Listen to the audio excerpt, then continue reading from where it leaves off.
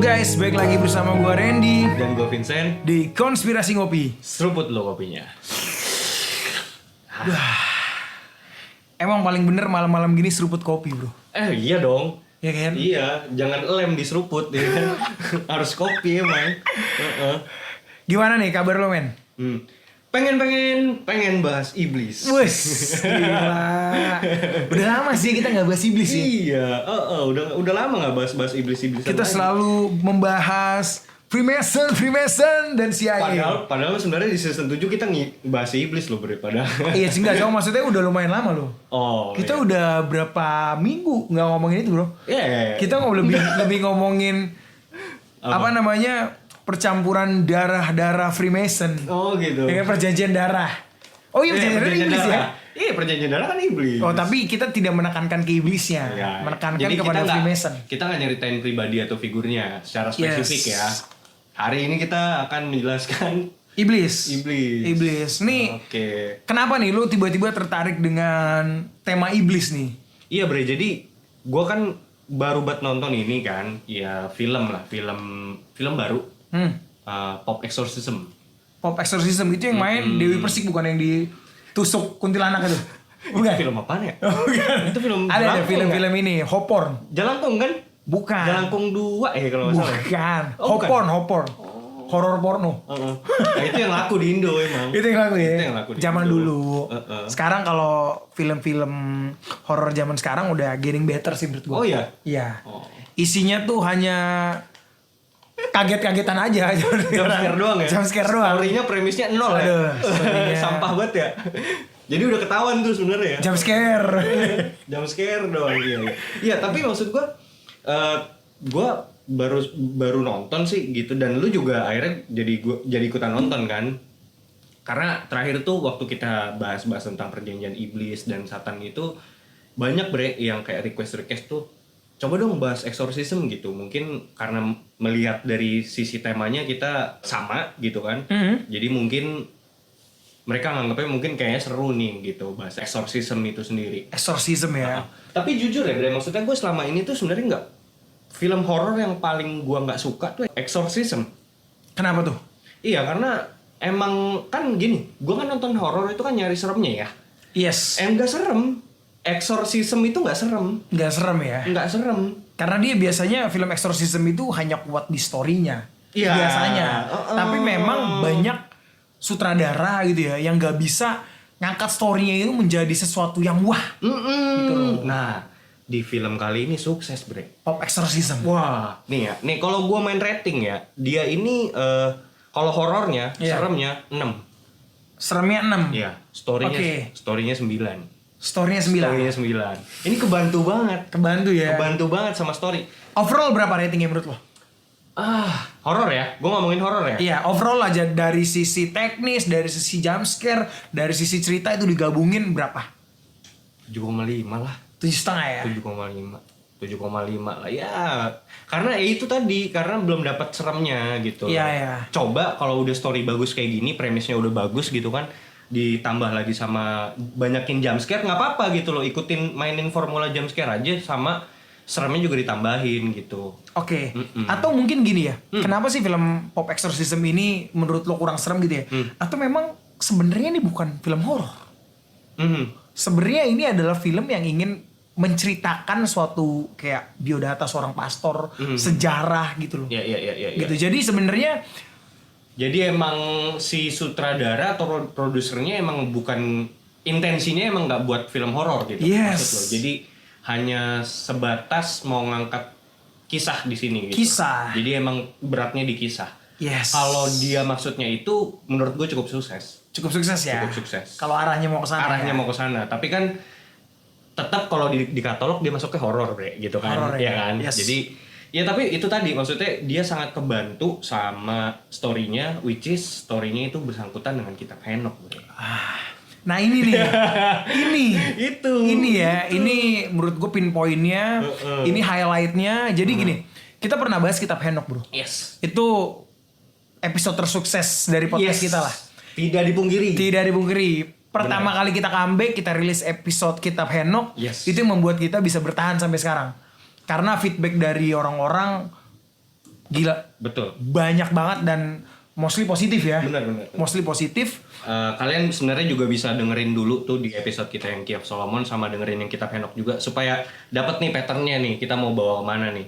Karena ini sebenarnya kita akan ngebahas exorcism ini khususnya yang ini ya, yang pop exorcist ini, dan jangan di skip dengerinnya Jangan sampai habis. Like, comment, subscribe. Yo kayak YouTube ya. Iya. Oke, sebelum lanjut, pertajam analisa lo. Perkuat dengan Cocok Slogi.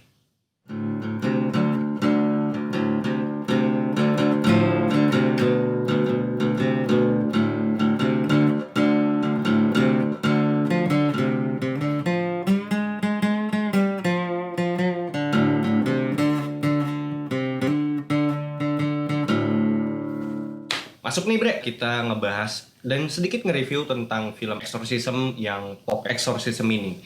Dimana di situ pemeran utamanya itu adalah seorang pastor yang sebenarnya ini diangkat dari kisah nyata, seorang pastor Gabriel Amorth. Diangkat dari kisah nyata. Dari kisah nyata. Sorry, ini dari buku ya? Buku tulisannya si Gabriel Amorth ya? Dia juga nulis buku, benar. Dan itu kan testimoni aslinya kan dalam kehidupan sehari-hari dia, ditulis dalam buku. Dan juga sebelum film ini pun ada film dokumenter lain juga, Bre. Oke. Oleh salah seorang produser. Gue lupa ya, correct me if I'm wrong, ini produser yang sama untuk ngebuat film yang sekarang ini atau beda? Berbeda gitu ya? Nggak tahu gue. Tapi intinya dulu pernah ada film dokumenter yang apa tuh merekam kejadian sehari-harinya Father Amorth ini gitu loh. Nah, akhirnya sekarang diangkatlah ke film Pop exorcism ini ya. Nah, kan lu udah nonton juga nih, Bre. Gimana, Bre? Itu kan kalau dari tadi kan sudut pandang gue tentang film ini. Kalau menurut lu gimana? Film ini terus ada scene menarik nggak dari sini? Oh ya, sorry. Sebelum kita masuk nih ke dalam full review filmnya, ini spoiler alert dulu buat teman-teman. Jadi sampai di sini kalau misalnya kalian belum nonton filmnya, gue saranin banget buat nonton dulu. Jadi supaya nggak spoiler gitu. Tapi kalau misalnya mau ngedengerin juga bodo amat, gue nggak peduli gitu. Oke. Nah, lanjut. Oke, scene menarik. Iya. Jadi di awal itu udah sangat eye-catching banget. Jadi lo lihat pertama lo akan langsung tertarik karena di situ si Gabriel Amorth ini mengusir setan, melakukan exorcism. Dia lakukan exorcism ke seorang pemuda yang kerasukan dan di situ ditanya namanya, lo siapa? Pemuda itu nyebut Beelzebub. Emang ada ya disebut namanya Beelzebub ya? Ada disebut. Nah ketika dia bilang Beelzebub, akhirnya di command, I command you in the name of Jesus. Gue memerintahkan lu dalam nama Yesus. Lu pindah ke babi itu, gitu loh. Sorry, bukan command ya, tapi lebih dia bilang, lu bisa nggak coba masuk ke babi itu, gitu loh. Karena kayak dia, dipanas-panasin. iya si iblis itu sombong kan. Akhirnya dia Yeah. masuk, bisa. Akhirnya dia masuk tuh dalam babi itu. Ketika dia masuk ditembak bro. Bisa, masa nggak bisa? Iya. Bisa lah. Terus kerja. Iya. Langsung masuk ke babi itu. Langsung masuk. Iya. Akhirnya ditembak. Bor. Wah itu udah eye-catching menurut gua. Sebenarnya itu metode yang sudah pernah digunakan Yesus itu. Benar. Tapi digunakan lagi sama Father Amorth. Tapi pada saat itu Yesus tidak menembak babi itu bro. Oh enggak. Babi itu gak bisa cuma terjun bebas gitu ya. Enggak, maksudnya metodenya. Metodenya sama. Gitu. Iya. Dia melalui babi itu, akhirnya mati. Dan di situ menurut gua suatu hal yang powerful gini. Suatu hal yang powerful adalah, dan ini kayaknya terjadi di semua dunia. Semua exorcism. Gereja ya khususnya ya. Ini gereja Katolik, gereja Kristen, even kalau di gereja Kristen tuh namanya mungkin di bahasa Indonesia kan ibadah pelepasan. Ya. Kalau di dunia Katolik eksorsisme gitu. Ya. Sorry, maksud gue caranya ini, Bre. Cara ketika lo menjumpai orang yang kesurupan, itu tuh ditanya namanya, Bre. Oh iya. Iya, ditanya dulu namanya siapa. Benar. Baru bisa lo command dia. Dan kalau dalam Kristen, you command them in the name of Jesus. Gitu. Jadi emang kunci. Jadi gini, di si Gabriel Amorth ini, Father Gabriel Amorth ini juga pernah di-interview. Jadi waktu di dalam interview Itali ya, di salah satu stasiun televisi Itali itu, dia pernah ditanya sama si interviewernya, gimana sih lu ceritain tentang metode pengusiran setan tuh yang biasa lo lakuin tuh pertama kali apa? yang gue datang ke situ, yang pasti gue pengen tahu dia namanya siapa dulu si iblis ini. Karena menurut si Gabriel Amorth ini, ketika si iblis itu mengungkapkan nama asli dari iblisnya itu sendiri, itu adalah 50% dia udah kalah. Bener.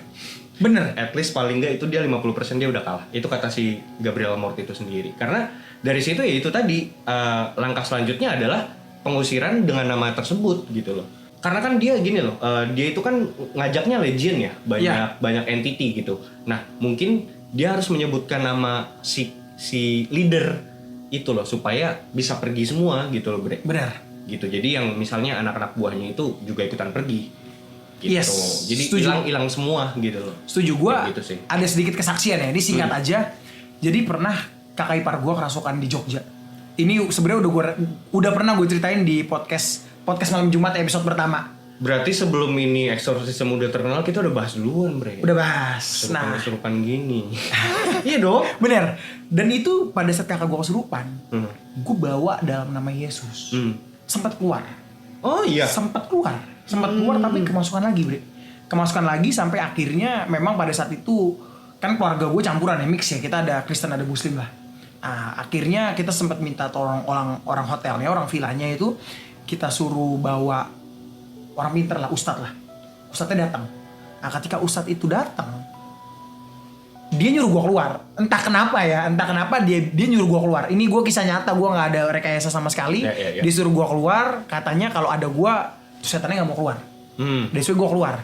Ketika gue keluar, tapi gue denger dari luar gitu ya, gue denger. Yang pertama kali ditanya oleh ustadz itu adalah, kamu siapa? Oh gitu. Kamu dari mana? Bener ya? Bener. Berarti emang metodenya nanya nama. Itu yang pertama. Oh, dan itu metode yang tadi gue bilang itu bukan cuma dipakai di Italia, di Kristen, di mana, tapi everywhere. Hampir semua kultur. Hampir semua culture. Eksorsisme itu memang spirit ini kita harus tahu namanya gitu loh. Supaya kita juga bisa entah kita berkomunikasi atau apapun itu gitu loh. Atau pengusiran sekalipun gitu, kita harus tahu namanya. Oke. Ini at least yang gue alamin pada saat itu ya. Mungkin untuk teman-teman muslim yang pernah mengalamin, apakah ini bener atau enggak ya, correct me if I wrong lah. Tolong drop your comment aja below gitu loh. Nah jadi setelah itu prosesnya nggak lama ya. Tapi setelah gue keluar tuh memang prosesnya nggak lama, sekitar 5 menit 10 menit kakak ipar gue sadar akhirnya. Gitu. Lanjut, Bre. I see. Oke. Tapi scene paling menarik itu ya? Scene paling menarik menurut gue adalah bukan itu. Itu scene yang langsung nangkep perhatian gue aja, catch my attention gitu ya. Tapi scene paling menarik menurut gue adalah dimana di saat dia command, lawannya kan Asmodeus. Ya. Di saat dia command Asmodeus, di situ Asmodeus nggak mau keluar. Command in the name of Jesus lah. Dia membawa dalam nama Yesus, tapi Asmodeusnya nggak mau keluar. Itu menurut gue scene yang paling menarik. Karena gini, gue melihat itu bukan dari lemahnya nama Yesus, kalau gue ngeliatnya ya, tapi dari keyakinan si Gabriel Amorth ini. Lu bayangin seorang pastor yang memiliki keyakinan fully to the God gitu ya, memiliki kepercayaan yang sungguh luar biasa ke dalam nama Tuhan. Ketika Asmodeus tahu masa lalunya, diungkit dosanya, dia bisa kehilangan kemuliaan dan kepercayaannya. Jadi ketika dia command saat awal, Asmodeus nggak mau keluar.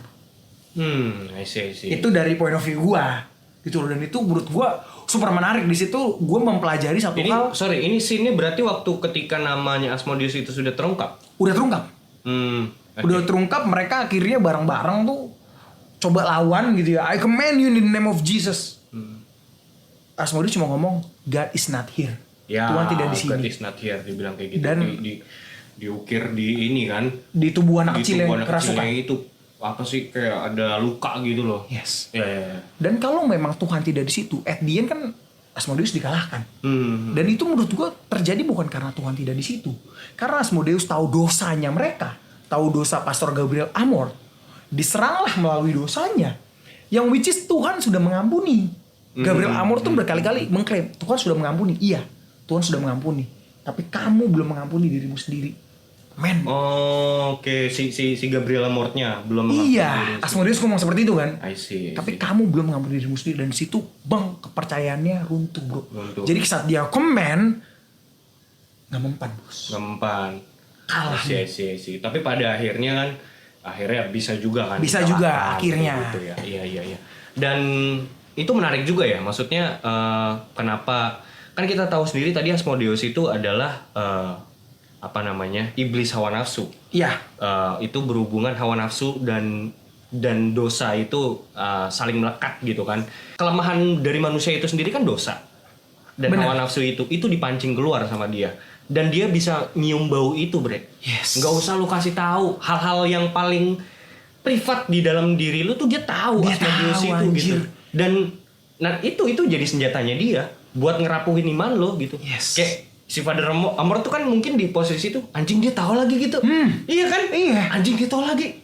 Bangsat kuat banget nih. Iya, pasti di situ langsung kayak gue yakin lu mau beriman apa ketika lu menghadapi orang yang kesurupan kayak gitu, terus tiba-tiba out of nowhere, Bre, Iya. itu bocil ngomong hal-hal yang paling private di dalam hidup lo, yang paling dosa, yang paling paling mengerikan di hidup lo, diucapkan sama dia, anjing lu kaget lah. Men. Anjing kok bisa tahu ya? Iya kan? Dan pasti iman seorang manusia itu manusiawi pasti akan langsung drop anjir. Yes. Setuju. Iya kan? Iya. Pasti akan drop. Jadi sebenarnya bukan masalah bukan masalah karena commanding of in the name of Jesus itu, tapi kembali Kepercayaan lagi lo. faith. Jadi itu tergantung dari eksorsisnya itu sendiri gitu. Yes. Nah, ini biar makin menarik, Bre, gue jelasin dikit tentang profilnya Gabriel Amort. Father Gabriel Amort ini lahir tahun 1925, meninggal 2016. Adalah seorang pastor Katolik yang berasal dari Modena, Italia, yang ditahbiskan pada tahun 1954.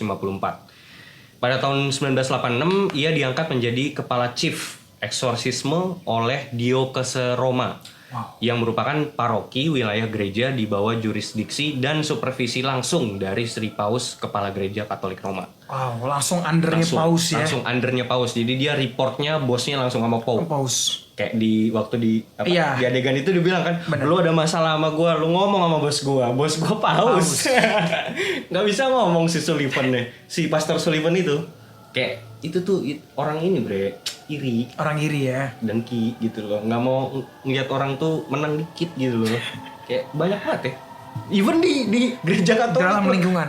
Dalam gereja aja ada loh kayak gitu, Iya. orang kayak gitu ya. Apapun yang udah menjadi satu komunitas, menjadi satu grup, menjadi satu majelis, menjadi satu perkumpulan, itu pasti ada hal-hal seperti itu. Hal Itu seperti itu ya, iri dengki itu mah. itu udah di mana aja lah. Iya. Dan emang devil works on it. On it. Works in it. Ini ya tidak bisa dipungkiri ya. Yes. Komunitas yang paling tersuci di dunia sekalipun itu mereka bekerja di situ. Mereka bekerja. Iblis gitu. Yes. Ya karena memang itulah pekerjaan mereka gitu loh. Dia manas-manasin orang gitu kan, bikin iri dengki segala macam. Oke, lanjut. Terus dulunya itu sebelum dia ditahbiskan jadi pastor di tahun 1954 kan dia ditahbiskan jadi pastor. Dia tuh juga pernah melayani dalam militer di masa Perang Dunia Kedua. Dia juga pernah berprofesi sebagai jurnalis untuk salah satu media berita Katolik, Bre. Oke. Jadi basicnya tuh dia jurnalis, dia juga lawyer, Bre. Dia juga veteran. Sebelum dia melayani di gereja gitu, sebagai full time priest gitu. Nah, kan juga akhirnya dia diangkat tuh jadi kepala chief eksorsisme gitu kan, tahun 1986 gitu.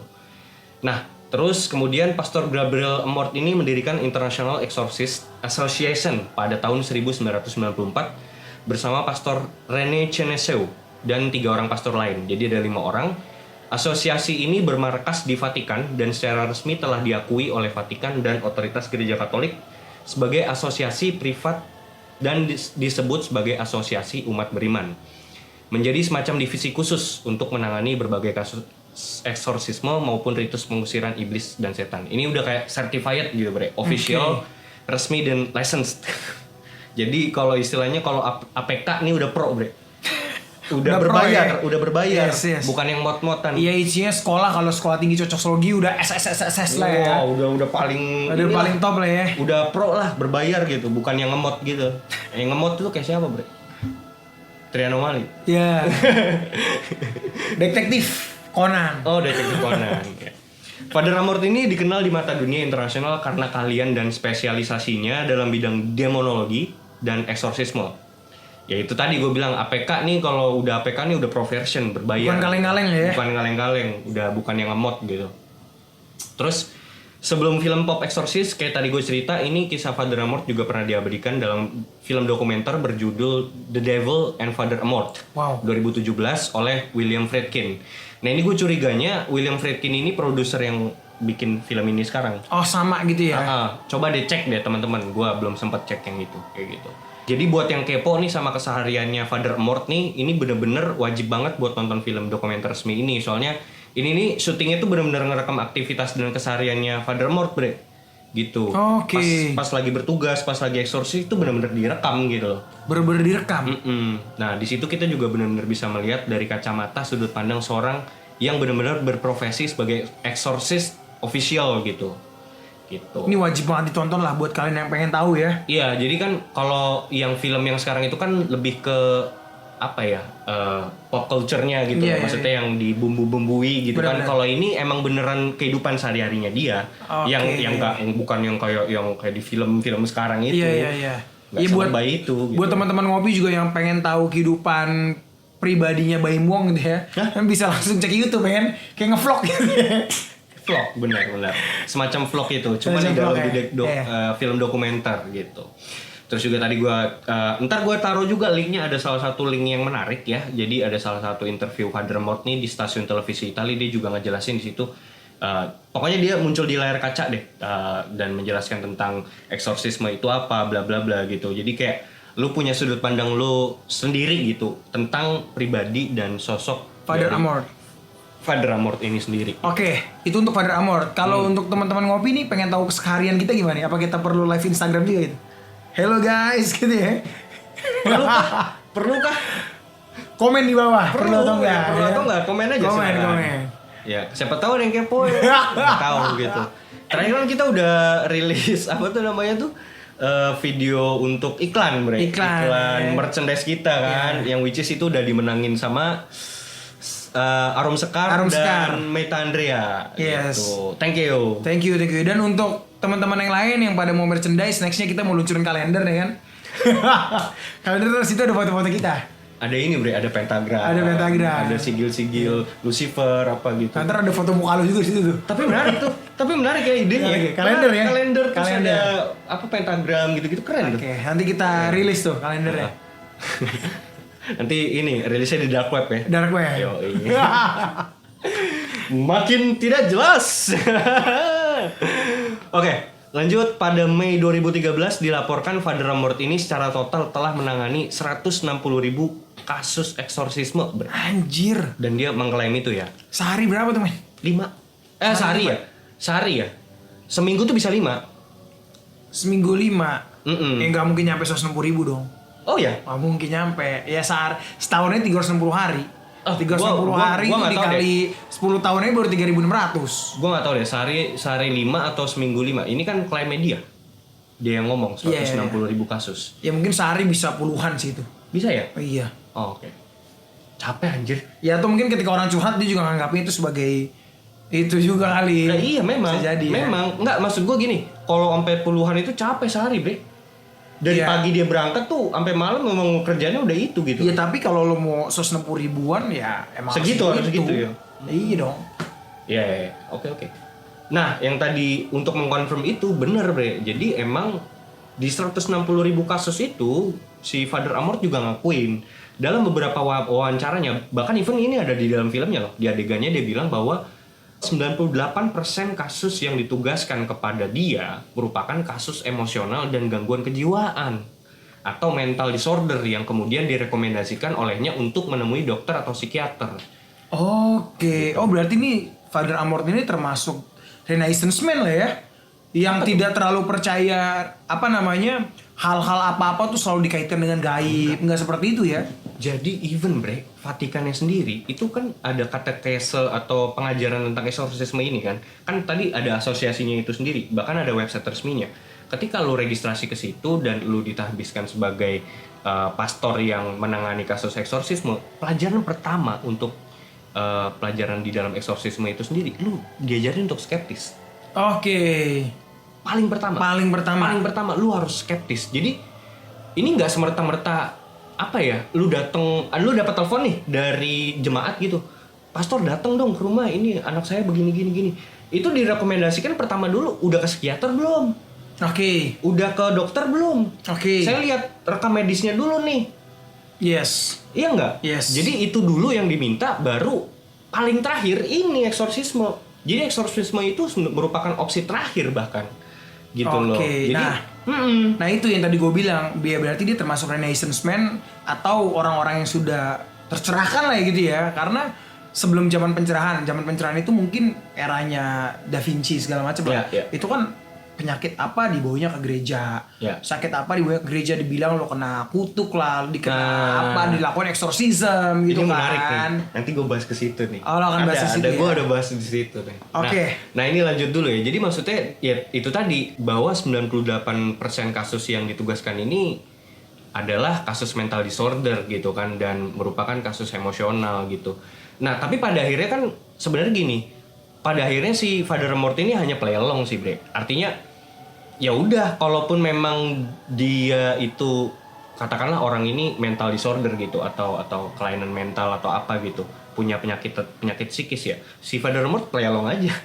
Yes. Demi kesembuhan orang itu juga. Orang itu ya. Karena biar bagaimanapun ya, maksudnya ya ini kan orang-orang ini kan tersugesti bre. Gue kesurupan nih, gini nih. Ya, tapi ya maksudnya Father Amorth ya play along aja. Oke. Toh tujuannya emang menyembuhkan orang ini kok gitu loh. Kalaupun memang bisa dengan cara ini ya udah gitu. What do you think? Maksudnya what do you think gimana? Apa perbedaannya antara orang yang beneran kesurupan, kerasukan, dengan orang-orang yang memiliki gangguan jiwa? Menurut lo apa perbedaannya? Kalau gue ya, gue juga bukan expert. Gue juga bukan expert. Nanti gue akan jelasin juga. Itu ada perbedaannya. Oh, ada perbedaan nanti ya? Ada. Jadi Father Amorth juga ada cara menganalisa dia bagaimana sih mengidentifikasi orang ini sebenarnya kesurupan atau enggak gitu loh. Oke. Itu bisa. Itu ada nanti. Oke, nanti berarti kita jawab ya. Ada. Jangan skip. Jangan skip. Nah, terus juga berarti bre, kalau dibilang 98% itu kasus mental disorder, paling tidak nih Father Amorth juga berpotensi bisa jadi psikiater bre. Paling enggak dong. Iya dong. Iya kan? Paling enggak ya udah gitu. Jadi berarti dia 160.000 kasus itu kasus mental disorder gitu loh. Cuman 98% nih harus digarisbawahi, di sini ada 2%-nya. Itu sekitar berapa bre? 160.000, 2%-nya berapa tuh sekitar? 1%-nya itu berarti kan 1.600. 1.600 itu 1%-nya. 2%-nya berarti 3.200. Nah, berarti sekitar 3.000 dalam masa hidupnya Father Amorth itu benar-benar kerasukan. Dan itu ya itu real, itu tugasnya pastor gitu. Ya. Kayak gitu. Lanjut. Nah, definisi kerasukan atau possession dan gejalanya ini gue jelasin ya. Jadi Vatikan pertama kali itu mengeluarkan The Official Guidelines on Exorcism pada tahun 1614 yang kemudian direvisi pada tahun 1999. Nah, terus juga menurut US Conference of Catholic Bishops, tanda-tanda orang yang kerasukan atau possessed itu juga sebagai berikut. 1. Superhuman strength.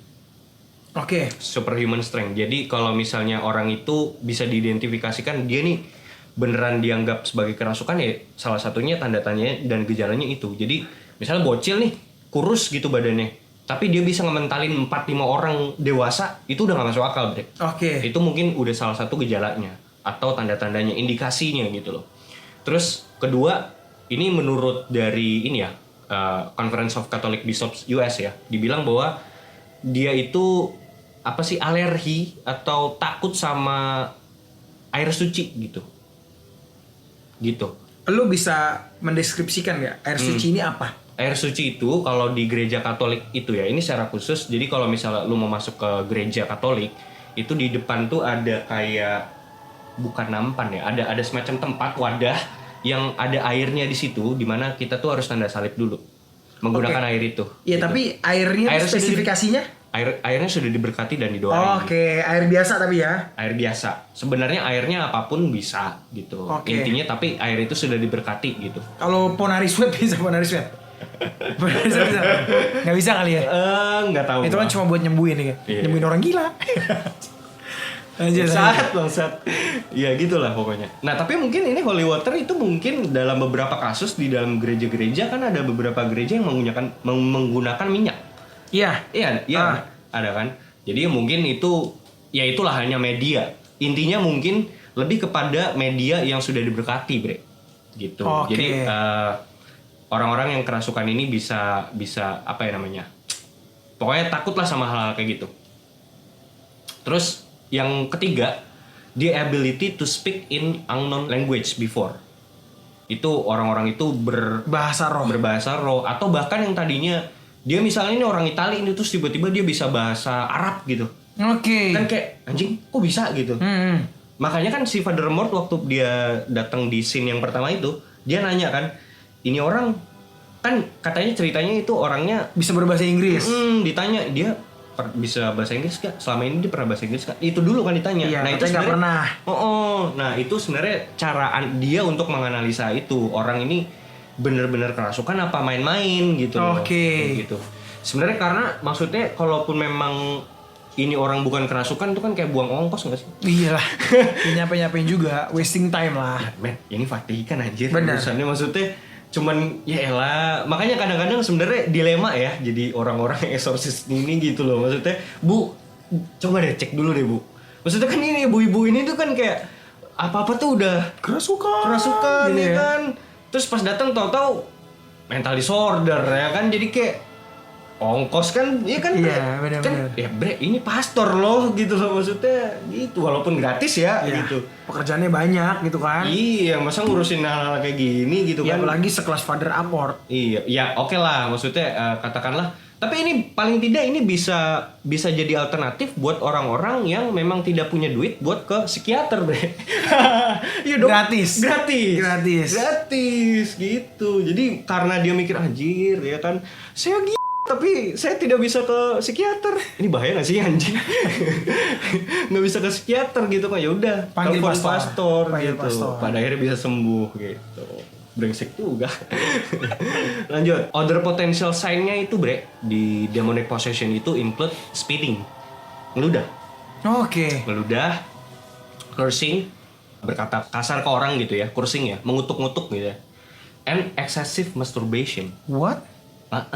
Ini unik nih, menarik nih. Excessive masturbation. Jadi apa? Masturbasi yang berlebihan katanya. Ini mungkin berlaku di cewek dan cowok mungkin ya. Kayak gitu. Ada komentar nggak? Gue malah lebih tertarik pendapat lo pribadi.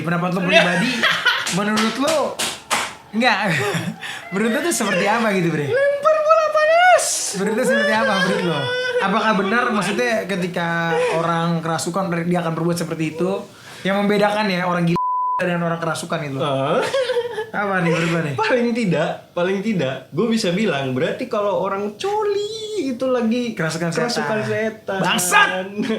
Lu nyalain setan, pikiran lu aja kotor. Bangke. Apa-apa disalahkan setan ya. Men. Ampun. Nggak, tapi gue punya pengalaman pribadi sih ya. Yang gue bilang kakak ipar gue kesurupan gitu. Gue orangnya super skeptis menurut gue. Benar. Gue tipikal orang yang pernah mengalami beberapa kejadian mistis dalam hidup gue. Tapi gue sulit percaya. Gue selalu akan mengaitkan itu dengan hal logik gitu. Paling tidak gini lah.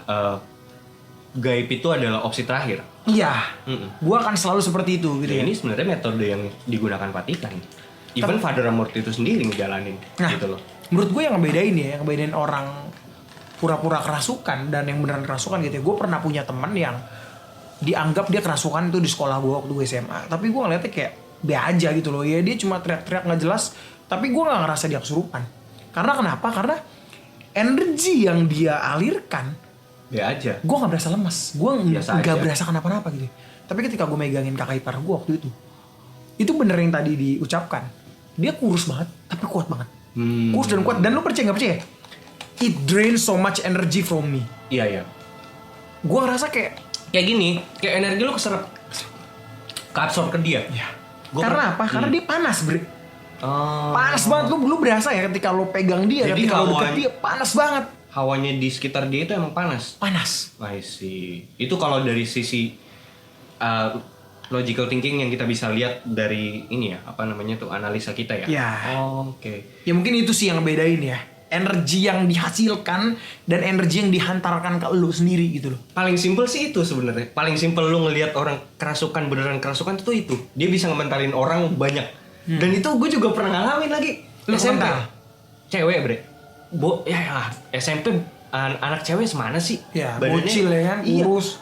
Gue tuh ya, gue inget banget. Gue ada berenam gitu, murid cowok. Sama guru 2, itu orang dewasa. Itu capek banget pak, ngangkatin orang meronta-ronta gitu, kerasukan kayak gitu. Maksudnya ini kan, wah ini nggak masuk akal dalam hati kecil gue. Ini nggak masuk akal nih, maksud gue. Gue juga berpikiran skeptis ketika itu, maksudnya ini mah paling, karena waktu itu kasusnya adalah gue kesurupan massal. Oke. Kesurupan satu, kesurupan semua tuh cewek-ceweknya gitu. Gue mikir, ini pada sugesti semua gitu loh, maksudnya. Masa iya bisa nyamber gitu kan? Itu yang gua nggak masuk akal. Tapi pas gua megangin yang satu orang ini, yang bener-bener yang gua rasa juga ternyata dia adalah kerasukan beneran gitu ya. Itu berat banget gitu loh, Bre. I see. Dan bisa mentalin ya. Enggak sih, enggak sampai mental. Tapi maksudnya setelah gua ngangkat dia, bener, Bre, lemes banget. Bawaannya tuh kayak gendong orang tapi kayak gimana ya? Ini tuh lemes bawaannya. Gue baru gendong satu itu, abis itu gue udah nggak bisa ngangkat yang lain karena gue udah lemes duluan tuh. Kayak energi gue habis anjir. Yeah. Padahal kayak gue tuh berenam nggak masuk akal, Bre. Nggak masuk akal. Itu gue berenam cowok semua dan ada guru 2. Nggak masuk akal. Karena energi itu tuh ngelawan lo dan energi lo ngelawan balik. Energi itu nyerang dan energi lo ngelawan balik. That's why lo ngerasa drain so much karena energi lo tuh keluar terus juga, men. Untuk ngelawan balik energi itu. Iya, buat nahanin dia. Benar. Kan? Buat nahan ronta-rontaannya itu kan gitu. Oke, lanjut ya, Bre. Ini gue akan kasih satu link di bawah nanti.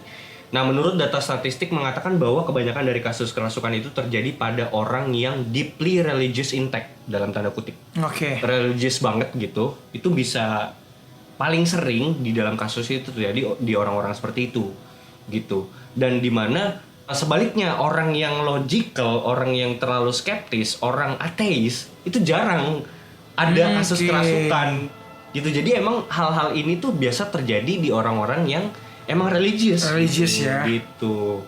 Tapi menurut gue pribadi ya, orang bangsat, orang brengsek itu paling susah kerasukan, Bre. Kenapa tuh? Iya. Maksud gue, lu lihat aja, jarang banget gitu. Kebanyakan emang orang-orang yang religius gitu, kayak polos, innocent gitu. Iya gak sih? Gue kalau kayak ngeliat orang tuh kalau kerasukan tuh emang kayak gue jarang ngeliatin orang-orang yang emang udah dasarnya bangsat, bandel gitu. Kayak gue nggak pernah kesurupan. Ya mungkin menurut gue lebih ke depends on your energy aja kali ya menurut gue. Jadi kayak as long as you have a very strong energy, itu biasanya sulit untuk dimasukin. Dan setahu gue cewek itu akan sangat amat mudah untuk digerayangin, dirasukin itu ketika mereka sedang mens. Itu kejadian juga di temen gue ketika di Ciberem, yang gue bilang ada fotonya dia tuh kuntilanak itu dia lagi mens juga. Isi. Dan itu lagi memang dalam posisi unclean. Dan mereka memang lebih rentan sih. Ketika ini ngomongnya kalau wanita lebih kalau rentan. wanita, gitu. iya. Ya mungkin juga ya itu tadi berarti kan mengafirmasi bahwa dimana ini sorry ya gue bukan membedakan gender, tapi maksudnya kalau laki-laki itu kan cenderung lebih logical. Kalau cewek itu kan lebih ke perasaan, feel mainnya kan. Yes, make sense gitu. Oke, nah ya kenapa gitu, maksudnya ini bisa kemasukan di orang-orang bangsat gitu? Karena menurut gue tuh soalnya kata iblis tuh kayak buat apa ngerasukin orang-orang bangsat ya nggak sih? Bisa jadi, benar-benar. Gak ada gunanya. Nggak ada gunanya. Dia hidup tuh lo tidak berguna. Bukan, tanpa lu gue rasukin pun lu juga udah ngejalanin apa yang gue mau, ya kan? Yes. Gini bre, gue juga kalau jadi iblis milih-milih lah. Bener dong, gue lebih milih masuk ke orang religius, bener gak? Emang kan gue maksudnya untuk menyesatkan orang tersebut gitu kan. Ngapain gue masukin ke orang bangsat lah, emang udah bangsat? Pasarnya bukan ke situ ya, targetnya ya. Marketnya nggak ke situ gitu loh. Iya kan? Nah, berarti ini paling tidak ini juga bisa menjelaskan kenapa koruptor itu jarang kerasukan, bre. Bukannya mereka kerasukan setiap hari? Enggak, iya kan? Karena memang sudah lebih setan daripada setan, ya kan? Iya gitu loh. Ada nggak kasus kalau lu nonton berita orang kena kasus korupsi kerasukan nggak ada. Nggak ada. Tapi mereka bilang iya sorry saya hilaf, saya kerasukan setan. Malah kebalik mengaku-ngaku. Nggak, malah kebalik jadi lebih religius ya. Iya. Pas ketangkep ya baru gitu. Emang Los Santos nih bahaya banget. Ngeri. Nah dari film ini juga setidaknya kita juga jadi tahu bahwa gereja Katolik ini sendiri pun mengakui kebenaran dari isi kitab Henokh itu sendiri. Dimana dalam suatu adegan si Paus itu dalam dialognya mengatakan gini bre, nih gue tunjukin screenshotnya. Jadi ini di adegannya itu dikatakan di dalam dialognya si Pope tuh ngomong gini, bagi mereka itu hanya sebuah pikiran, bagi kita itu sangat nyata. Ini konteksnya yang 200 malaikat itu. Iya, fallen angels. 200 malaikat jatuh diusir dari surga. Ini si Pope yang ngomong, pergi ke dalam bumi, jatuh ke dalam bumi mungkin lebih tepatnya. Itu bukan dongeng kan? Wow. Beda dengan cerita Beezer. Alex yang maksud gua. Enggak, ini paling tidak inilah gini loh maksudnya, ini paling tidak dari film ini mengafirmasi kebenaran dari kitab Henokh itu sendiri. Bahkan gereja Katolik mengakui gitu. Ya paling tidak di film ini membenarkan gitu loh kebenaran dari kitab Henokh itu sendiri gitu. Memang kan sebenarnya kitab Henokh itu tidak masuk ke dalam Alkitab bukan karena itu tidak benar, tapi karena memang mungkin petinggi-petinggi masih diragukan karena masih ada perdebatan gitu aja sebenarnya. Iya, ya atau mungkin ada alasan lain lah. Another reason tuh kayak ya kitab ini terlalu too powerful ya. Too powerful bukan untuk orang awam. Iya udah. Gitu. Oh, benar. Iya sih. Tapi kan maksudnya kita juga diserang di TikTok, bre. Gara-gara hal ini gitu kan. Ya nggak apa-apa, biarkan kita menjadi pendongeng handal supaya kita viral. Iya, enggak maksudnya kita diserang di TikTok tuh dikatakan bahwa kok lu bilang oknum gereja Katolik, lu kan memang gereja Katolik. Memang iya, yang kawanku, yang menggolongkan kitab ini ke dalam pseudepigrafa atau apokripa, apapun itu namanya gitu loh, golongan kitab. Dan yang tidak memasukkan ini ke dalam Alkitab. Iya. Itu. Nah kalau mau boykot, kalau mau nyerang, serang aja Pop Exorcist ini. Loh, iya kan? Benar. Lagi dia mention kebenaran kitab ini gitu. Iya. Ya udah. Nah, ini kita langsung masuk ke dalam beberapa adegan yang menurut gue cukup menarik, bre. Di dalam filmnya. Tapi sebelum masuk ke situ, gue juga mau jelasin. Ternyata ini kan pemeran utamanya itu kan Gabriel Amort, bre, diperanin sama Russell Crowe. Dia juga memeranin film Noah 2014. Yes. Nah ini menarik nih. Kenapa dia ngambil perannya tentang kerohanian Kristen mulu ya? Iya, lucu ya. Ya mungkin imannya juga, men. Iya. Based on his faith lah. Tapi gue nggak tahu juga. Maksudnya ketika gue nonton keseharian dia di YouTube juga sekalipun atau interviewnya, dia bukan orang yang terlalu religius sih. Tapi yang nggak tahu juga. Maksudnya mungkin apa emang udah branding dia kayak gitu, nggak tahu juga. Tapi maksudnya sukses, dia udah berhasil ngebangun karakter itu gitu loh. Ya itulah, don't just a book by its cover. Oh iya. Iya, karena gue pernah ketemu sama temen gue, temen gereja gue ngajakin gue ngobrol terkait agama dan dia kaget. Karena gue setahu itu. Karena gue ketika gue di gereja, gue bukan orang yang duduk di depan, bukan yang aktif dalam mimbar, gue nggak seperti itu gitu loh. Dan ketika gue tahu hal itu, dia kaget banget, dia bilang, anjir lu tahu gimana? Kok lu lebih tahu dibanding gue sih gitu loh. Dan gue sih, ya maksudnya, menurut gue, ya iman lo itu untuk diri lo. Iya benar. Setuju. Bukan untuk lo pamerkan, bukan untuk lo pertunjukan ke orang-orang gitu loh. Tapi lo bisa menunjukkannya by act aja. Dengan sikap lo, dengan cara lo menjalanin apa yang lo percaya, dan dengan kasih, lo tunjukin kasih itu. Jadi sebenarnya lebih kepada buahnya aja ya. Buahnya. Karena kan pada dasarnya pohon yang tidak berbuah sama dengan mati kan. Akan dicabut sampai ke akar-akarnya. Itu even di dalam firman ada gitu kan. Dan buat apa lo paham segala macam knowledge. Iya betul. Kalau lo punya kesombongan rohani, itu satu. Kedua, dan lo tidak berbuah. Ya. Buahnya itu apa ya? Kasih. Cinta. Gitu pada sesama. Itu bre. Ada yang lu mau tambahin nggak tadi tuh? Gue pengen nambahin tapi bahaya bre tadi. Tambahin aja, silakan. Kita suka hal-hal berbahaya bro. Enggak, lu mau dorong gue ke jurang bangsat. Oke, lanjut. Film ini based on the books yang tadi, An Exorcist Tell His Story, bukunya Father Mort, dan juga An Exorcist More Stories by Father Gabriel Mort. Nah, tadi Randy juga udah ngejelasin premis opening dari film ini ya. terus juga scene yang paling ngena buat Randy. Nah, ini beberapa scene yang gue rasa cukup menarik di dalam film ini. Di dalam film ini, Father Amorth bersama Brother Thomas tuh yang pendeta yang cupu itu. Pendeta lagi, sorry. Pastor yang cupu itu, pas ngebuka sumur yang berada di depan kastil, inget gak lo? Iya. Kan ada... Iya. Ya, itu dia ada mention tentang Spanish Inquisition. Yes. Terus si Father Amorth menambahkan the darkest time in the history of the church. Wow. Sejarah paling kelam gereja. Gue langsung pause, Bre. Oke. Langsung riset gue. Langsung riset ya. Gue pause tuh. Ntar dulu nih, Spanish Inquisition apaan sih gitu kan? Gue langsung search. Gue pause dulu. Gue search. Jadi Spanish Inquisition itu adalah Tribunal of the Holy Office of the Inquisition, atau yang dalam bahasa Indonesianya Pengadilan Kantor Suci Inkuisisi, yang didirikan pada tahun 1478 oleh monarki Kerajaan Katolik. Itu didirikan oleh Raja Ferdinand II of Aragon dan Queen Isabella I dari Castile. Menurut estimasi modern, sekitar 150.000 orang dipersekusi. Wow. Dan diadili karena berbagai pelanggaran selama 3 abad Inkuisisi Spanyol. Yang diantaranya sekitar 3.000 sampai 5.000 jiwa itu dieksekusi, Bre. Gitu. Wow. Nah, ini kayak kurang lebih sekitar 2,7% dari semua total kasus yang 150.000 ini gitu. Nah, jadi gue tahu kenapa sih Father Amorth ini ngomong the darkest time in the history of the church. Wow. Gitu. Karena melibatkan 150.000 orang ya. Iya, yang dipersekusi. Yang waktu itu tahu nggak lu tuduhannya apa, Bre? Apa tuh? Witchcraft. Oh wow. Kayak lu sesat lu. Kayak gitu, kayak Adilin, bakar. iya, tapi belum sampai dibakar dulu. Diadilin dulu nih, dicari tahu dulu sampai orang itu ngaku gitu loh. Nah, di dalam Inquisition itu sendiri, di dalam majelis ya kita bisa bilang ya.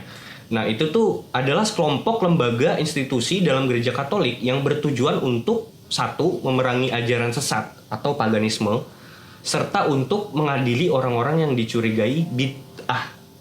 Dalam implementasinya, majelis Inquisition ini diberi kuasa untuk mengeksekusi atau menghukum mati orang-orang yang didakwa melakukan praktek penyesatan dan yang tidak mau, ini garis bawah ya, dan yang tidak mau mengakui kesalahannya atau bertobat atau mengaku dosa. Wow. Jadi kalau ini diadili nih, terus dia ngaku, terus ya udah kalau dia ngaku dosa, udah nanti dikasih sakramen ini lagi, sakramen untuk pengampunan dosa lagi, dan itu diampuni gitu. Nah, ada nih ibadah pelepasan lah ya. Ya semacam itu mungkin ya. Nah, kalau dia nggak ngaku sampai pokoknya udah nggak ngaku, udah gantung gitu, baku mati gitu ya. Nah, itu ketika di tahun 1478-an, Bre, kayak gitu. Dan itu terjadi. Beberapa contoh kasus nih yang pengen gua angkat ya. Itu kejadian di Galileo Galilei, di mana dia itu kan seorang Renaissance man. Iya. Gitu. Dia muncul di situ, dia mengatakan bahwa bumi itu bulat gitu. Bumi itu bulat gitu. Dia ngomong ke, pokoknya dia menyebarkan itulah, dia buat buku itu. Nah, gereja nih di sini sebagai supremasi tertinggi ketika itu di dalam politik sekalipun gitu. Ya ini mengadakan inquisition ini gitu, pengadilan majelis itu sendiri gitu loh. Dipanggillah si Galileo Galilei ini gitu. Kamu sesat gitu kan. Wow. Di penjara, dihukum mati gitu. Gila. Nah, itu salah satunya. Kedua, Bre, ada lagi di Salem Witch Trials, ini di US, Denver, Massachusetts. Itu sekitar tahun 1692 sampai 1693. Itu memang setahun ya. Cuman itu waktu itu sempat heboh banget di Amerika, di Massachusetts. Itu lebih dari 200 orang dituduh melakukan praktek witchcraft atau sihir gitu. Di Denver ya? Iya, di Denver, Massachusetts. The Devil Magic atau sihir gelap gitu. Dan di situ dari 200 orang itu ada 20 orang yang dieksekusi mati gitu. Nah, itu sampai sekarang kalian bisa nyari lah artikelnya, itu udah bertebaran di mana-mana. Dan ini udah fakta lah, orang udah bisa cari sendiri. Udah bukan konspirasi ya? Udah bukan konspirasi, ini bisa kalian cari banget dan ada banget gitu. Ini semacam sejarah kelam lah gitu, yang emang ya mau gimana lagi gitu. Sorry, ini namanya Spanish Inquisition. Tapi ini terjadi di berbagai negara. Enggak, jadi Spanish Inquisition itu satu dari banyak Inquisition yang dilakukan gereja. Ada Roman Inquisition gitu. Tapi yang terbesar Spanish lah ya. Iya. Nah, kalau mau dilihat sendiri di situ kan ada Roman Inquisition, ada Spanish Inquisition. Nah, ini paling besarnya itu di Europe itu sendiri, itu Europe Witch Trials, bre. Nah, which is ini termasuk ke dalam Roman Inquisition. Nah, di Eropa antara tahun 1400 sampai 1782 itu abad 14 sampai abad 17 itu banyak dieksekusi orang-orang atas tuduhan melakukan praktek-praktek sihir witchcraft. Perkiraan ilmiah saat ini tentang jumlah orang yang diadili atas tuduhan melakukan praktek ilmu sihir ini bervariasi, sekitar 35.000 hingga 50.000 jiwa. Nah, jumlah total pengadilan para penyihir ini dalam tanda kutip di Eropa yang berakhir dengan eksekusi adalah sekitar 12.000 jiwa. Wow. Gitu. Wow. Ini di Europe loh, gitu. Gedean mana sih sama Spanish? Spanish itu 150.000 orang yang dipersekusi. Persekusi itu bukannya dihukum ya, persekusi kan? Persekusi itu belum sampai dieksekusi. Iya. Persekusi itu kayak penganiayaan juga sih termasuk. Iya, iya. Tapi istilahnya tuh baru diadili dulu, bre. Ya belum dieksekusi mati belum, lah, belum, gitu belum. kan? Kayak lu ngaku Iya, iya, gitu, oke. kayak gitu. Oke, gue mau jelasin sedikit ya. Mau jelasin sedikit ya, Mm. inilah ketika kesombongan rohani itu muncul, bre. Ya, itu dia. Ketika kesombongan rohani itu muncul dalam tokoh-tokoh besar gitu ya, dan mereka seenaknya mengadili seseorang. Kita nggak ngomong secara personal ya. Ini udah Besar dong. Enggak, iya, artinya kita di sini nggak mengidentifikasikan suatu person, seseorang siapapun ya. Ya, Ini bisa terjadi di siapapun bahkan, Yes. gitu. Even di dalam politik sekalipun. iya pasti. Iya kan? Pasti. Iya. Nah, that's why inilah yang harus gue sampaikan, bahwa ini iman yang tanpa perbuatan, men. Lu mengimani Yesusnya. Tapi lu tidak mengimani perbuatan yang Yesus lakukan. Perbuatan yang Yesus lakukan adalah cinta. Itu terbukti di saat dimana ada seorang wanita pelacur mau dihukum mati. Apa sih yang Yesus lakuin?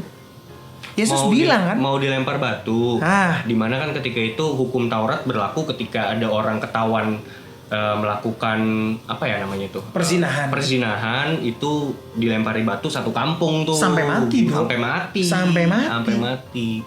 Iya. di saat orang-orang itu mau menghakimi, Yesus bilang, barang siapa kamu yang tidak berdosa, lemparkanlah batu itu pertama. Iya. Gak ada, bos. Cabut. Saya nggak ada yang masih stay di situ, cabut.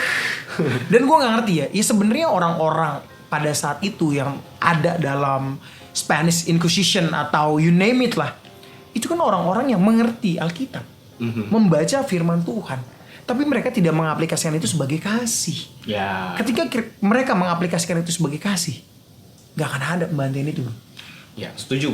Dan gini, maksudnya ini sih bisa menjelaskan juga bahwa ternyata even dari zaman dulu ya, dari abad 14 sampai dari zaman Templar, bahkan di abad ke-12 sampai hari ini tuh banyak orang beragama tapi nggak bertuhan. Ya. Iya nggak? Mengerikan. Gitu. Maksudnya apa ya? Maksudnya lu ngaku lu beragama nih, tapi lu nggak punya Tuhan gitu. Iya nggak sih?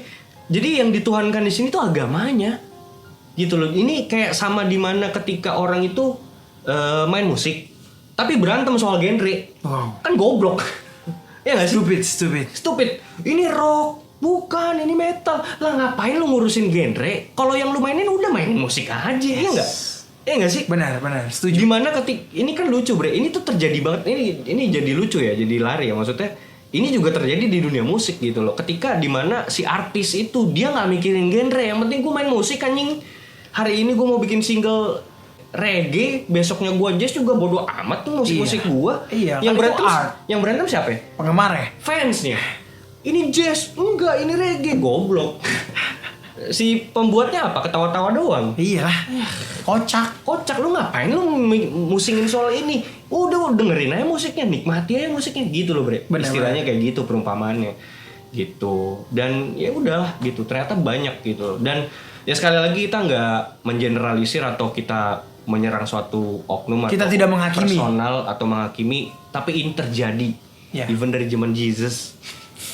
Udah. Lanjut, bre. Di 13 Oktober 1307 Templar arrested in France by King Philip. Ini ada di sejarah Freemasonry, kita udah pernah cerita. Lalu kemudian Templar itu kan ditangkap sama King Philip tuh di Prancis. Terus pada tanggal 12 Mei 1310 recorded that 54 Templars bre itu being burned, Oke. dibakar hidup-hidup di bawah perintah Paus Clement kelima. Dan itu ada historinya, ada sejarahnya, kalian bisa cari sendiri gitu. Nah jadi ya ini Father Amorth ini akhirnya gue play lagi tuh film, gue ngeliat Father Amorth gitu dengan muka, dia ngomong dengan muka menyeramkan, dia bilang the darkest time in history of the church. Dan gue merinding, gue jadi ngerti sudut pandang katakanlah sebagai karakter Father Amorth itu gitu. Anjir, ini bukan hal sembarangan nih bisa ada di depan kastil ini. Soalnya ada lambang Inkuisisi Spanyol itu. Ada apa nih? Gitu. Ada apa? Pasti ada sesuatu yang disembunyikan di sini katanya si Father Amorth itu. Wah, langsung itu mulai menarik bre bagi gue. Kembali ke film ya.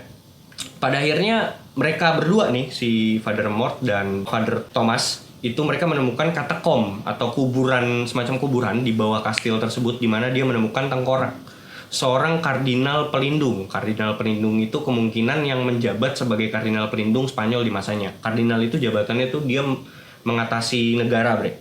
Jadi dia perwakilan dari suatu negara untuk Vatikan gitu. Nah itu kan kayak, lu inget gak sih ada tengkorak yang di tengah-tengah itu, di dalam kuburan itu? Iya, yang dia ngambil itu ya, kunci. Iya. Dan dia juga kan ada cincin ya kan, ada cincin kardinal itu diambil. Dia bilang kardinal pelindung katanya gitu. Nah, terus pas Amorth ini lihat ke sekeliling, dia juga melihat bahwa tempat ini sengaja disegel gitu. Kayak di mana-mana tuh ada banyak banget pagar-pagar besi dengan ukiran-ukiran suci yang sudah didoakan, kata dia. Nah, biasanya penyegelan khusus seperti ini, kata dia, dilakukan ketika ada suatu ritual eksorsis yang gagal. Oke. Jadi kemungkinan dia berasumsi tempat itu tuh abis dulunya ada suatu eksorsisme di situ. Gitu. Di tengah-tengah itu kan ada orang yang lagi dikerangkeng kan, which is itu sebenarnya kardinal itu. Benar. Gitu. Yang memang itu tuh tempat itu tuh semacam kayak disegel dan kayak semacam supaya orang tuh gak ada yang bisa masuk ke sini. Ada sesuatu yang ingin disembunyikan di situ gitu loh bre.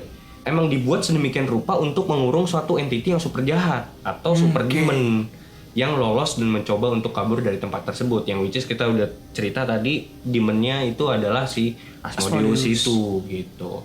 Nah, adegan beralih ke Paus yang lagi baca dokumen arsip rahasia Vatikan.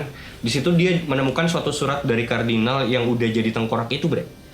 Kardinal yang udah jadi tengkorak itu ada nemuin satu surat nih yang sampai saat itu belum pernah dibaca sama siapapun. Nah ini kita baca ya isi suratnya ya. Surat ini berupa suatu peringatan ternyata kepada jajaran di Vatikan. Isi suratnya begini. Dalam tanda kutip, entitas iblis yang kuat telah menguasai biara San Sebastian. Oh, jadi kita tahu itu dulunya biara. Biara. Tempat itu biara gitu. Nah, nama biaranya San Sebastian. Iblis ini harus dikubur di sini selama-lamanya. Dia bilang gitu. Semua upaya eksorsisme telah gagal. Setan menguasai tanah ini sekarang. Aku belum pernah melihat iblis sekuat ini sebelumnya. Wow. Dia bilang gitu. Nah, terus lanjut ke scene Father Amorth sama Father Thomas tuh dibukalah suatu pagar besi yang menggunakan kunci dari perut kardinal itu. Mereka berdua tuh kayak masuk ke dalam suatu lorong gua yang gelap gitu, lalu sampai di semacam hall gua yang besar gitu. Di situ mereka menemukan tengkorak yang sedang terduduk di sebuah kursi batu yang dipahat, bre, gitu. Ingat gak? Iya. Ada kan? Nah, terus tiba-tiba si Father Amorth ini menarik juga nih adegannya nih.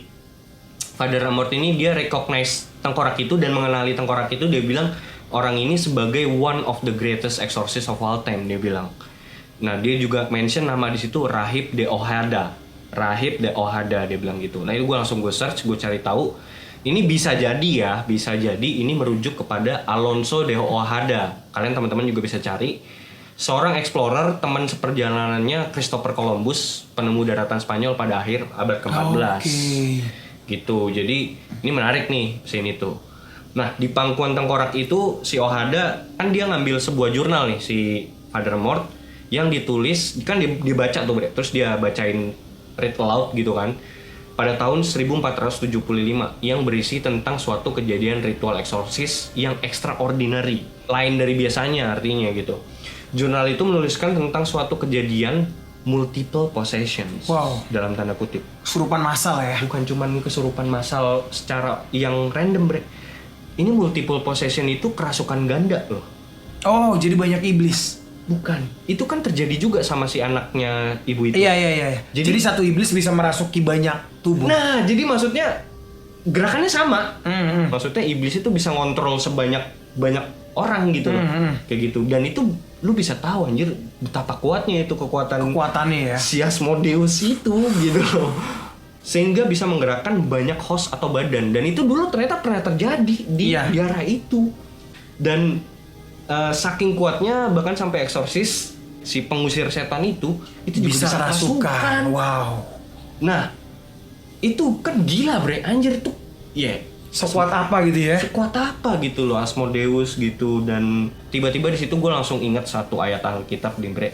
Nih gue minta tolong lo bacain dari ini. Oke, ini ada di Lukas 11 ayat 14 sampai 26. Ini kisah tentang Yesus dan Beelzebul ya. Pada suatu kali Yesus mengusir dari suatu setan yang membisukan.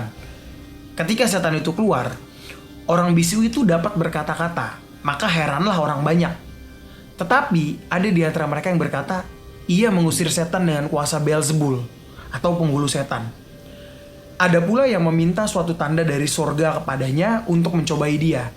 Tetapi Yesus mengetahui pikiran mereka lalu berkata, setiap kerajaan yang terpecah-pecah pasti binasa.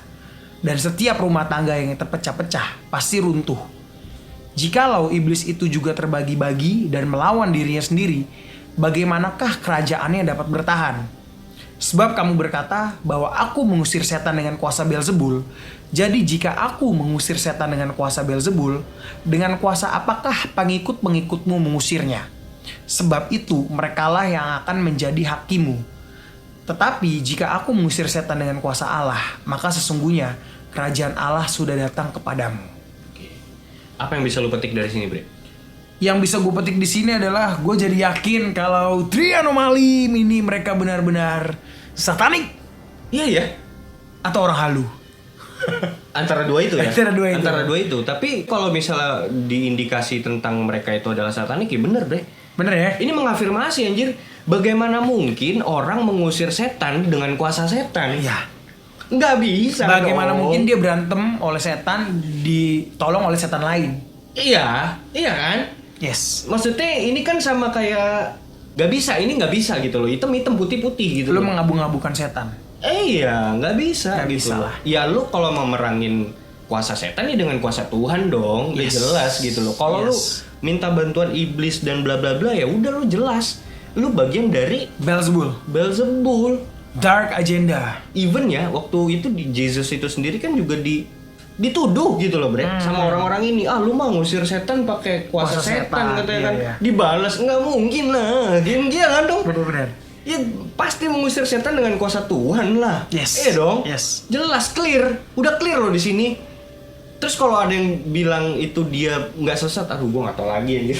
Sumpah gue gak tau lagi bre. Bener dah, gue gak tau lagi. Iya kan? Nah, si Trianomali ini paling enggak ya, gue jadi inget sama salah satu istilah dalam dunia intelijen bre. Apa tuh? Double agent. Wow. Iya dong, double agent. Jadi perumpamannya tuh kayak gini loh. Ada agen mata-mata Rusia nih. Dia nyamar jadi CIA. Iya. Ya, oke.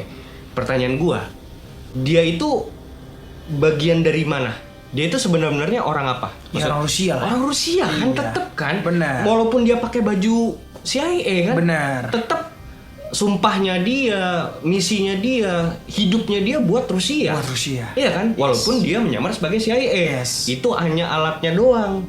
Benar gak? Apakah itu pernah terjadi di pemimpin Los Santos? Coba tolong sebutkan. Pernah dong. Siapa itu?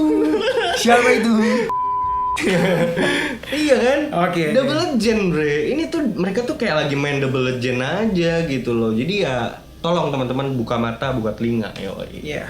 Yeah. Follow Konspirasi Ngopi, jangan follow Trianomali. Iya, sesat. Serius, sesat. Nah, kembali lagi ke adegan film nih bre. Sampai tadi di buku jurnalnya Ohada, Mort akhirnya menemukan halaman yang menuliskan bahwa pada akhirnya Ohada itu mengalami kerasukan akhirnya. Yes. Yang juga akhirnya oleh iblis yang kekuatannya itu super powerful ini. Terus dalam film ini di adegan ini Mort ngambil kesimpulan sepihak nih menurut gua nih. Gua ngutip dari dialognya ya. Nih gua ngutip dari dialognya langsung. Dia bilang berarti si Ohada ini telah mengalami kerasukan semenjak 1475. Oke. Ini di dalam filmnya loh. Nah, sementara itu si Ohada ini jugalah yang meyakinkan Ratu Isabella Spanyol untuk melakukan perlunya inkuisisi Spanyol. Oh, I see. Dialog selanjutnya dia bilang semua yang terjadi setelahnya adalah pekerjaan iblis. Wow. Gitu. Wow. Berabad-abad penganiayaan, persekusi, dan penyiksaan yang dilakukan oleh gereja ketika itu, tindakan-tindakan terburuk dalam inkuisisi tersebut, semua dimulai oleh rahib Ohada dan dilakukan atas nama Tuhan oleh tangan iblis sendiri. Wow. Vatikan pasti mengetahui ini. Gereja menutupinya dan mengubur kebenarannya di sini. Wow. Saya mencium bau-bau pengkambing hitaman. Iya. Iya, kayak iblis di neraka tuh kayak bilang, anjing gua lagi anjing. Untuk hal-hal yang seperti ini tuh manusia lebih bangsat daripada gua gitu loh. Iya gak sih? Tapi menurut gue gini ya, gue bukan menghambing hitaman iblis ya, tapi gini, balik lagi sih memang. Balik lagi memang, tadi kan kita sedikit bahas ya dari sifat-sifat Asmodeus ini. Dia adalah wrath, kemarahan, hawa nafsu. Iya. Iya. Nah, dan dia bekerja sekali lagi, Bre, bukan hanya orang-orang yang membawa firman Tuhan yang bekerja, tapi iblis pun bekerja. Ya. Bekerja dengan cara dia, tapi yang melakukan inkuisisi ya manusianya. Tapi dia bekerja Lewat tangan orang-orang ini. ya, Gitu. yes, ya. Terlepas dari apakah iblis ini sepowerful itu, balik lagi kalau gue merasa iblis itu tidak sepowerful itu. Nama Yesus jauh lebih besar, jauh lebih hebat dibanding mereka. Tapi iblis itu mengalahkan iman lo. Oh, He jadi defeats your faith. jadi ini ya setuju. Gua Jadi di saat lo balik lagi dosa lo sudah diampuni, tapi dengan tipu daya iblis, dengan kata-katanya, dengan kekuatannya, dia bisa melemahkan iman lo dan dia merasa lo belum diampunin. Lo belum diampunin gitu. Padahal sudah tertera Yesus datang adalah kemenangan buat orang-orang percaya. That's why ketika lo memiliki iman sebesar biji sesawi ya, Yesus bilang, you command this mountain to move. Dia akan bergerak. That's why sekuat apa iblis, men? Lo ketika lo command dalam nama Yesus dalam iman, defeats. Jadi sebenarnya even Father Amor sendiri pun di dalam beberapa interview dia bilang sebenarnya eksorsisme itu bisa dilakukan semua orang. Wow. Ya. Gue percaya itu. Real. Iya. Real. Sesimpel in the name of Jesus. Dan iman, ini masalah iman, Bre. Bukan masalah apa namanya? Salib, No. air suci, No. minyak. Itu media. Sekali lagi, oke, itu mungkin bisa membantu atau apalah gitu. Tapi yang paling berperan besar di situ iman loh. Iman. Bener kan? Yes. Itu tadi lu bilang tadi, maksudnya gunungnya bisa pindah. Apalagi iblis anjir. Gitu. Karena apa?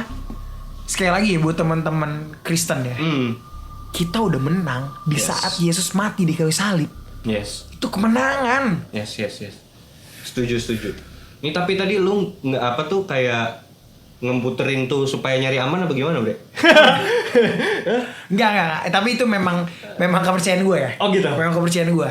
Kalau gue enggak sih, tetap Tetap manusia hanya mengkambing hitamkan iblis. Iya, biar gimana pun ya. Benar, mau benar. terlepas dari itu, karena di sini konteksnya tuh di dalam film itu kayak seolah-olah dipaksain, Bre. Iya. Kayak nggak masuk akal. Maksudnya dia ngomong di situ dari tahun 1475 loh si Alonso de Ojeda ini kesurupan. Iya. Kesurupan yang literally kesurupan, Bre. Ya kalau gue sih percayanya bukan yang literally kesurupan ya, tapi lo terkena tipu daya ya iblis aja. Dia bilang possessed di sini. Iya. Dialognya possessed. Possessed ya, kemasukan ya. Kemasukan Ya. loh di sini. Ya mungkin itu yang perbedaan dari apa yang gue lihat gitu ya. Karena yang dari gue lihat sebenarnya ketika lo ngomongin kesurupan gitu ya, kesurupan itu bukan hanya berarti lo benar-benar kemasukan, tapi ketika lo sudah melakukan, ketika lo sudah merasa bermegah diri, menurut gue lo udah keluar dari esensi kekristenan itu sendiri. Lo mendewakan Kristennya, bukan Kristus. Agamanya. Bukan agamanya. Iya, lo Agamanya. mendewakan agamanya, bukan Tuhannya. Tuhannya. Dan itu lu udah keluar dari esensi. Dan bukankah itu yang iblis mau? Itu celahnya. Ya. Itu celahnya gitu. Nggak nyari aman kan? Enggak. Tapi ya itu lagi, ya gue sih antara dua sih ya, maksudnya sutradaranya nyari aman bre, Iya, ya kan, benar. tetap kita membantalkan ini kepada sutradaranya aja udah ya kan. Apa perlu kita calling nih? Boleh, iya. siapa tadi namanya tuh lupa lah, sutradaranya nyari aman atau bisa juga ini dialog titipan bre, iya dong. Benar. Bukankah di politik sering terjadi? Sering terjadi. Titipan menteri ini. Iya. Partai ini saya nitip menteri dong. Masukin ini dong ya kan, biar terlihat lebih baik sedikit gitu kan. Ya nggak apa-apa juga, nggak apa-apa. Nah terus lanjut si Amor tuh ada, nah abis itu langsung tuh adegannya lanjut dia mengutip kitab Wahyu tuh. Dia Wahyu 12 ayat 9, dan naga besar itu si ular tua yang disebut iblis atau Satan yang menyesatkan seluruh dunia dilemparkan ke bawah. Ia dilemparkan ke bumi bersama-sama dengan malaikat-malaikatnya. Ini juga disamber nih sama si Father Thomas tuh. Dia terus lanjut Amor tuh dia bilang gini, 200 malaikat jatuh terkubur di dalam bumi. Nah ini nih paling enggak sebenarnya tuh dia sedang mengutip kitab Henokh bre. Yes. Di mana kitab Henokh 1 pasal 10 ayat ke-4 sampai ke-8 yang berbunyi, silakan bre. Ini kitab Henokh ya. Kitab Henokh. Lalu Tuhan berkata kepada Rafael, ikatlah kaki dan tangan Azazel dan lemparkanlah ia ke dalam kegelapan, dan galilah lubang di padang pasir, yaitu di Dudael, dan lemparkanlah dia ke dalamnya, dan tempatkan dia di atas batu yang kasar dan tajam, dan selimuti dia dengan kegelapan. Biarkanlah dia di situ selamanya, dan tutupi wajahnya sehingga ia tidak dapat lagi melihat cahaya. Sebab pada hari penghakiman besar ia akan dilemparkan ke dalam api. Pulihkanlah bumi yang telah dicemari oleh para malaikat-malaikat itu, dan beritakanlah pemulihan ini atas bumi. Kiranya aku dapat memulihkan bumi sehingga semua anak manusia tidak menjadi musnah, oleh karena semua pengetahuan dan rahasia yang telah diajarkan oleh para malaikat pengamat kepada anak-anak mereka. Sebab seluruh bumi menjadi tercemar oleh karena pengajaran dan pekerjaan-pekerjaan yang telah diajarkan oleh Azazel. Sungguh semua dosa akan ditanggungkan kepadanya. I see. Jadi ini real ya, literal ya. Ini tuh benar-benar dia mengutip loh 200 malaikat jatuh terkubur di dalam bumi. Ini benar-benar mengutip kitab Henokh 1 pasal 10 ayat ke-4 sampai 8. Kalian juga bisa cari tahu sendiri dan baca sendiri. Kayak gitu. Dan ini juga sebenarnya paralel dengan kejadian dalam kitab Henokh ini juga pernah dikutip bre sama oleh Rasul Petrus. Di mana di kitab 2 Petrus 2 ayat 4 itu dikatakan, sebab jika Allah saja tidak menahan diri ketika para malaikat berdosa, melainkan melempar mereka ke dalam neraka dan menyerahkan mereka ke dalam rantai kegelapan untuk ditahan sampai penghakiman. Ini kan sama berarti kurang lebih. Terus juga di dalam kitab Yudas 1 ayat 6 itu juga ditulis, ingatlah juga para malaikat yang melampaui batas-batas kekuasaan mereka, sehingga pergi meninggalkan tempat tinggal mereka, which is dalam tanda kurung surga. Allah membelenggu malaikat-malaikat itu dengan rantai abadi di dalam tempat yang gelap di bawah bumi. Di sana mereka ditahan terus sampai hukuman dijatuhkan ke atas mereka pada hari yang hebat itu nanti. Hari yang hebat itu hari penghakiman. Yes. Kayak gitu. Nah, ini ada yang lu mau komentarin bre, dari ayat yang dikutip sama si Father Amor ini? Mungkin yang mau gue tambahin adalah ya bahwa dewan-dewan gereja tuh mengakui lah terkait kitab Henokh ini. Ya bahkan di kitab yang masuk dalam Bible di Petrus pun di situ dijelaskan kok bahwa ada malaikat jatuh. Iya, maksudnya Petrus, Yudas juga mengutip gitu kan. Even Matius ada bre. Iya. Matius juga ada pernah mengutip. Jadi ya udah tergantung persepsi masing-masing. Tapi pada dasarnya gini ya, paling enggak tuh mereka meyakini bahwa ternyata tuh 200 fallen angels ini di rantai bre. Yes. Di dalam suatu, ya itu kan kalau misalnya di dalam kitab Henokh dijelaskan di Dudael. Entah apapun itu tempatnya, sebuah lubang di padang pasir. Terus mereka tuh diletakin batu yang kasar dan tajam diselimuti dengan kegelapan bre. Bener-bener tertutup ya. Tersegel. Bener-bener dia tidak dapat melihat cahaya. Itu sama kayak tempat setting di film itu kan? Iya. Itu paling enggak itu dia juga menjelaskan ternyata tempat itu salah satu tempat penjaranya iblis itu si Asmodeus itu. Iya, Ini dalam konteks yang kita ngomong ini Asmodeus nih. Masih ada 199 lain lagi, Bos. Malaikat-malaikat entah di mana. Kan ada tuh si Father Amor tuh ngelihat satu peta tuh. yang ada di merah-merahin tuh. Iya, dan itu ada 200 fallen angels tuh semua tuh. Yang tersebar itu. Benar. Terus si Voldemort juga bilang di situ bahwa ternyata wah, gila, dia di situ baru nyadar. Anjir, gua terkena suatu konspirasi yang sangat dalam ini katanya. Ini melebihi bukan masalah tentang Inquisition Vatikan atau segala macam. Anjir, ini konspirasinya Asmodeus. Sebenarnya tau gak lo bre? Intinya Asmodeus itu mancing si Voldemort ini dalam filmnya ya. Mancing Voldemort untuk datang ke situ buat ngebuka segel itu. Benar. Iya kan? Benar. Buat ngebuka segel itu dan merasuki, kan tadi dibilang si Asmodeus itu bisa merasuki orang-orang gitu, even ke dalam eksorsisnya sekalipun. Benar. Kayak tadi di Ohada. Nah ini dilakukan lagi nih pada akhirnya kan? Yes. Di ending kan, dia masuk ke dalam Voldemort untuk apa? Untuk mendestroy gereja. Ya. Untuk dari dalam. Infiltrasi. Yes. Gila. Dan dia nggak kepikiran sampai ke sono tuh si Voldemort tuh. Ini dalam ceritanya. Dalam filmnya ya. Padahal di awal dia bilang, lu tuh udah kena umpan. Lu udah makan umpannya kata gitu. Dia nggak sadar selama ini bre. Iya. Si Voldemort, anjir gue bilang. Padahal emang dia yang diincar kan. Dan misinya tuh sekompleks itu bre. Benar. Strateginya si Asmodeus ini, makanya gue bisa bilang ini basic secara premise dan story bagus banget anjir. Iya kan? Iya. Setuju banget gue. Iya, walaupun ya memang maksudnya dari segi horor enggak, tapi maksudnya premise story segala macam wah kebantu banget ini sama kita penok sumpah deh. Diketahui juga ternyata si iblis ini sedang dalam usaha atau conquest untuk mencari keberadaan tempat-tempat penyegelan malaikat-malaikat yang lain yang jatuh, to raise an army dibilang di situ, untuk membangkitkan atau menyiapkan pasukan demi menghancurkan gereja. Wow. Gitu. Ini udah kayak Prison Break, bre. tapi versi demon. Versi demon ya. Ini harusnya judulnya bukan Exorcist nih, bre. Prison Break by Demon. Anjay. Gitu. Tapi itu dalam bukunya si Father Amor itu, apakah diceritakan tuh terkait ini kasus yang ini? Kasus-kasus yang lain-lain selain Asmodeus. Banyak banget, bre. Jadi selain Asmodeus dia akan ketemu Fallen Angels yang lain. Gua nggak ketemu itu. Tapi yang maksudnya kalau yang kasus yang Asmodeus ini ada di dalam bukunya. Cuman maksudnya yang lainnya kayak yang B aja gitu, bukan yang kayak entity yang tinggi gitu, hierarki tinggi gitu. Kayak gitu sih. Oke. Mungkin gue ingin menambahkan ya terkait hal ini gitu ya, sedikit aja sih dari gue. Bahwa iblis bekerja yang tadi lo bilang. Iya. Secara struktural. Sistematis. Sekompleks itu men. Sistematis. Dan halus. Gitu loh. Halus anjir. Dan apa sih yang harus kita lakukan sebagai anak-anak Tuhan ya? Yeah. Menurut gue ketika iblisnya bekerja, lu harus bekerja lebih keras dibanding iblis.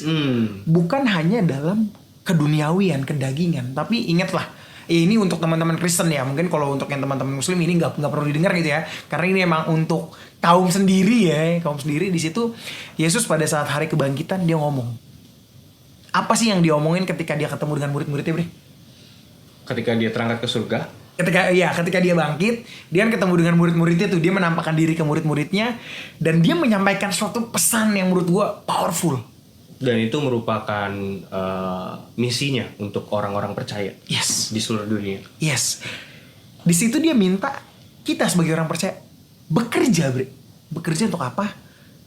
Sebarkanlah berita keselamatan ini kepada seluruh dunia. Yes. Men, ini bukan berita buruk loh.